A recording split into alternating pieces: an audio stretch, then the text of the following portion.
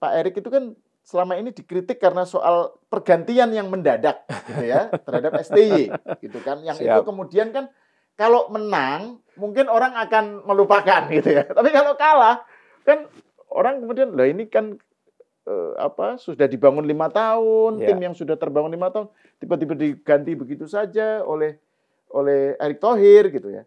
Jadi ini gimana Anda melihat secara umum lah? Oke, mungkin saya sebagai masyarakat umum nih jangan sebagai Iya betul, sebagai penikmat bola. Penikmat bola lah ya.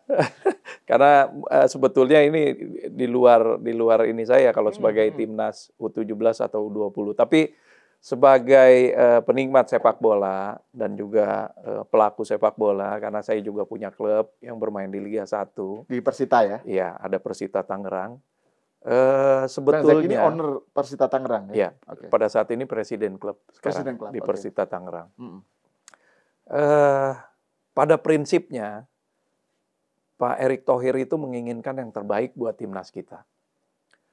Langkah yang diambil, apakah mempertahankan STY atau mengganti, dua-duanya juga punya konsekuensi, punya tantangan, punya punya harapan ya, juga punya resiko yang harus diambil. Nah, pada saat ini pilihan sudah ditetapkan, yaitu Patrick Kluivert untuk menggantikan Sinteyong.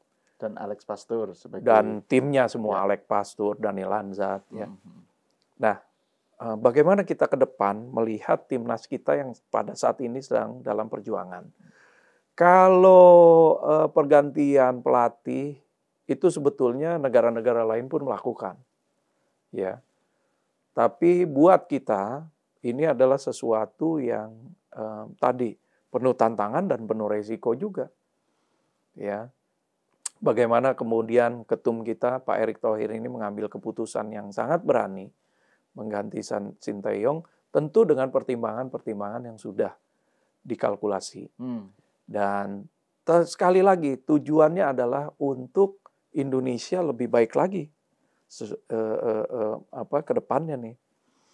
Jadi kalau buat saya, apapun yang diambil keputusannya oleh PSSI, pada saat ini kita perlu mendukung timnas kita sepenuh hati, ya, karena masih ada peluang. Bukannya kekalahan kemarin itu menutup 100% peluang kita, tidak. Walaupun nanti melalui kualifikasi babak keempat ataupun peluang untuk tetap bertahan di 2 besar, walaupun kecil, ya.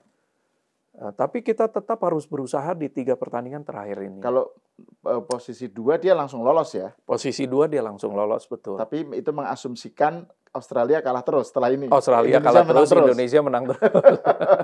Peluangnya akan semakin mengecil lah di 2 besar tadi ya. Tapi kita masih punya peluang di nomor 3 dan nomor 4 untuk peringkat 3, peringkat 4 untuk bertanding lagi di kualifikasi yang keempat nanti.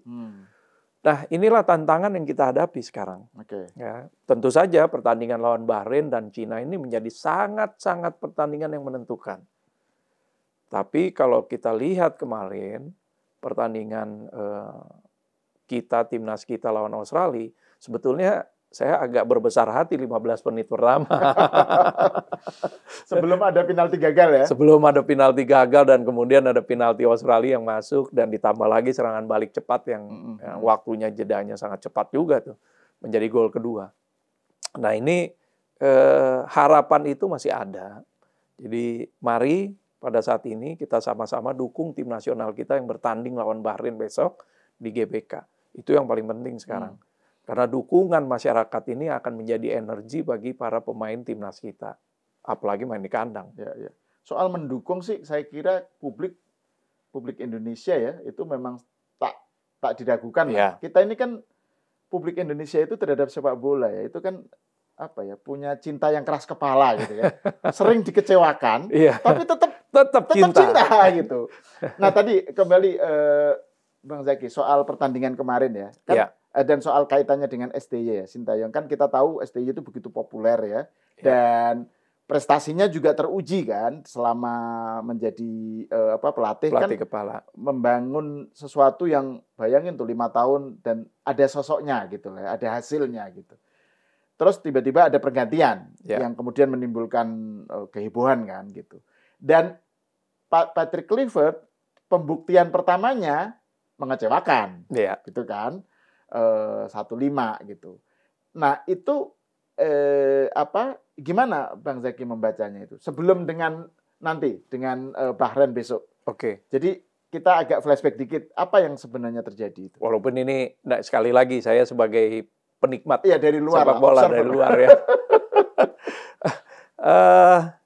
Saya melihat begini, di satu sisi kita punya harapan, di sisi yang lain juga kita harus menghadapi realita bahwa tim ini sedang dalam proses perjuangan ke Piala Dunia, ya, di pertandingan-pertandingan yang krusial. Ini unprecedented kan? Ya. Belum pernah kan dalam timnas PSSI ya?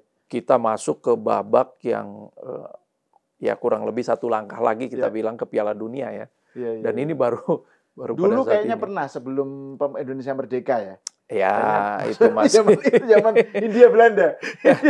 Dunia kan juga berubah juga. FIFA juga kan berubah nih. Walaupun sekarang ini FIFA juga menginginkan banyak partisipasi di Piala Dunia. Tapi at least begini, apapun keputusan PSSI, kita masih punya harapan. Ya. Pertandingan pertama Patrick Kluivert maupun sebetulnya juga pertandingan pertama STY dan pelatih-pelatih asing yang melatih Indonesia, itu kebanyakan kalah juga ya kalau kita lihat dari hasil statistiknya. Tapi saya masih punya harapan dan masih punya kepercayaan dengan tim kepelatihan yang baru, Indonesia bisa berbuat banyak di pertandingan-pertandingan berikutnya. Basisnya apa? Belajar Basis dari kesalahan. Bang Zaky apa? Begini, filosofi pada saat bermain bola itu ada 2, menyerang atau bertahan. Dua-duanya punya resiko, dua-duanya punya tantangan, terlebih dengan komposisi pemain yang kita miliki. Nah, resiko yang diambil kemarin oleh Patrick Kluivert adalah bagaimana kita menyerang. Padahal main di Australia loh. Waktu ya kalau kita bicara strateginya Sinteyong, walaupun main di Indonesia lawan Australia, dia bertahan terlebih dahulu. Ya. Nah, dua-duanya punya resiko, dua-duanya punya konsekuensi juga, dua-duanya punya tantangan. Dan hasilnya kita bisa lihat kemarin. Ya. Nah, ke depan harapan saya melihat gini, 15 menit pertama itu melihat Indonesia yang sedikit berbeda. Zamannya Patrick Kluivert dan zamannya Sinteyong. Ya, 15 menit pertama waktu pertandingan lawan Australia. Nah, konsistensi yang saya inginkan dari timnya Patrick Kluivert sekarang, kalau kita bicara Sinteyong kan udah kemarin. Ya. Kita terpaksa harus meninggalkan, dan walaupun kita juga mengapresiasi prestasi Sinteyong selama ini, itu nggak bisa kita lupakan tuh. Betul. Ya, capaian Sinteyong. Tapi juga katakanlah dengan sederhana, Sinteyong sudah masa lalu. Ya, sekarang kita bagaimana ke depan? Kalau kita lihat dari 15 menit pertama lawan Australia, kita punya potensi itu. Dan tinggal bagaimana konsistensi 15 menit ini bisa selesai sampai 2 kali 45 menit atau 90 menit. Karena saya melihat di setiap pertandingan-pertandingan sepak bola, tim yang bisa memanfaatkan kesalahan lawan dengan baik dan optimal, itulah tim yang bisa menang di turnamen maupun di pertandingan itu. Jadi kalau kita lihat bagaimana kita bisa meminimalisir kesalahan sendiri, dan bagaimana kita bisa memanfaatkan kesalahan tim lawan, itu akan menjadi poin penting bagi tim kita. Jadi Bang Zaky berharap bahwa timnas itu dengan hasil kemarin, 15 menit pertama itu katakan aja form yang sesungguhnya, terus jangan sampai terjadi kesalahan yang itu ya, yang penalti individual, kesalahan tim, kan. Dan itu Bang Zaky percaya kalau itu diminimalisir, kesalahan itu, konsistensi 15 menit pertama ini akan menjadi warna timnas kita ke depan. Itulah sesuatu yang baru kita. Nah, bagaimana nanti seperti yang kita selalu lihat adalah hasil akhir. Kan? Ya mudah-mudahan hasil akhirnya sesuai dengan konsistensi kita tadi, meminimalisir kesalahan dan memanfaatkan kesalahan tim lawan. Ya. Karena yang kita hadapi juga kan pengen menang, bukan cuma Indonesia nih. Betul. Ya pertandingan pengen lolos. Sepak bola itu kan selalu ada 2 tim, ya. Nggak cuma ANSI melihat kita aja. Tim lain juga akan berkembang, tim lain juga akan menyerang, mungkin tim lain juga akan bertahan. Tapi dulu zaman Orde Baru ada loh sepak bola sama-sama menang itu, yang sepak bola Pancasila atau apa dulu itu. Iya itu ramai itu, sepak bola gajah atau sepak bola gajah. Iya. Sepak bola nggak pengen menang, nggak pengen ngalahin, dua-duanya menang. Baik. Nggak pengen menang, malah dua-duanya pengen kalah. Ada yang lucu juga, iya. Nah itu yang jangan sampai terjadi lagi di masa depan. Artinya dengan kualitas timnas kita, individu-individu sekarang yang kita miliki, ya. Saya nggak ngelihat itu yang baru masuk atau apa. Karena semua bawa merah putih loh. Dan orang-orang itu atau pemain-pemain itu kan mengambil resiko yang sangat besar ketika mereka memilih negara heritage-nya sebagai representasi mereka. Ya. Itu juga pengorbanan yang sangat luar biasa. Sekali lagi. Dan naturalisasi itu kan artinya pemain itu punya darah, punya hubungan dengan Indonesia ya. Betul. One way or another, entah itu melalui jalur kakeknya, generasi ketiga, generasi kedua gitu ya. Nah itu kan sangat penting sekali tuh keputusan yang diambil oleh individu-individu ini ketika mereka memutuskan untuk menjadi warga negara Indonesia. Bukan, untungnya kita kan memang punya darah Indonesia, bukan yang semata-mata tinggal 5 tahun di kita terus kemudian menjadi WNI lagi. Ini udah bukan seperti itu lagi. Sekarang yang kita ambil itu yang benar-benar punya darah Indonesia dan sudah dibuktikan toh. Nah, inilah yang sekarang kita harapkan ya dari mereka adalah konsistensi kita. Dan sekali lagi saya sangat mengapresiasi sekali kerja keras Pak Erick Thohir selama ini membangun sepak bola Indonesia. Jadi nggak cuma ANSI di timnas saja, tapi seluruh aspek yang sudah kita rasakan pada saat ini. Ini sangat luar biasa sekali, ya. Dengan segala macam kelemahan, kekurangan, dan juga kelebihannya, kita harus berbangga bahwa sepak bola kita itu berada di track yang benar untuk kita perbaiki setiap tahunnya menjadi industri bahkan menjadi dunia yang kita bisa banggakan gitu. Ya. Gitu. Nah, kaitannya dengan soal kita bisa banggakan itu, saya tetap pengen kita membahas lagi ini soal timnas kita, timnas senior ya. Kan ukuran kebanggaan itu kan kalau lolos, ya kan? Juara. Iya, dan ini loh, kaitannya lolos Piala Dunia. Jadi misalnya nanti dia posisinya 3 gitu ya, tapi kan masih ada pertandingan lagi dan menang dan seterusnya. Nah, khusus untuk bisa lolos itu kan harus menang besoknya dengan Bahrain ini. Dan kita kemarin di pertandingan sebelumnya dengan Bahrain kan rame kan soal kita ini dizolimi oleh wasit dan seterusnya. Nah, Bang Zaky lihat gimana nih pertandingan besok nih? Kita punya peluang yang sangat baik ya untuk meraih kemenangan melawan Bahrain. Satu, kita bermain di GBK ya. Waktu bermain di Bahrain aja kita bisa sangat luar biasa sekali. Dan yang kedua, individu tambahan pemain-pemain yang baru juga kita sudah ada ya. Kedatangan Emil Audero, Joy Pelopesi, Ole Romeni. Ini juga bisa menambah daya dari timnas kita. Kemudian, nah ini yang semangat harus bersatu ini. Jangan lagi kita terpecah belah ketika memberikan dukungan besok hari. Ya, berikan kepercayaan kepada para pemain kita. Memang sekarang medsos ini juga luar biasa sih ya. Ya mudah-mudahan pemain-pemain timnas kita mentalnya juga sangat luar biasa terhadap komentar-komentar hasil pertandingan kemarin. Di medsos itu yang beredar misalnya ada Sintayong bilang enak zamanku toh. Kayak gitu-gitu. Nah, tapi dari aspek chemistry kan ini termasuk besutan baru kan gitu loh. Jadi kan ada yang bilang bahwa Australia kan kemarin lebih solid karena memang ini tim lama. Sementara Indonesia kan tim baru besutan Kluivert kan gitu. Nah ini kan chemistry-nya bagaimana ini? Kita berharap 1 minggu yang ketika mereka sudah kumpul ini kurang lebih 1 minggu ya. Oke. Dari tanggal 17-18 kan sampai ke pertandingan besok itu mudah-mudahan ada chemistry yang terbangun antara pemain kita nih. Juga dengan tim kepelatihan semuanya ya.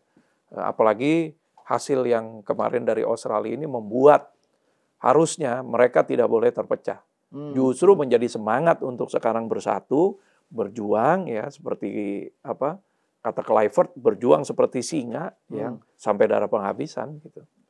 Sampai peluit 90 menit ditiup. Jadi ini yang besok kita harapkan kita lihat.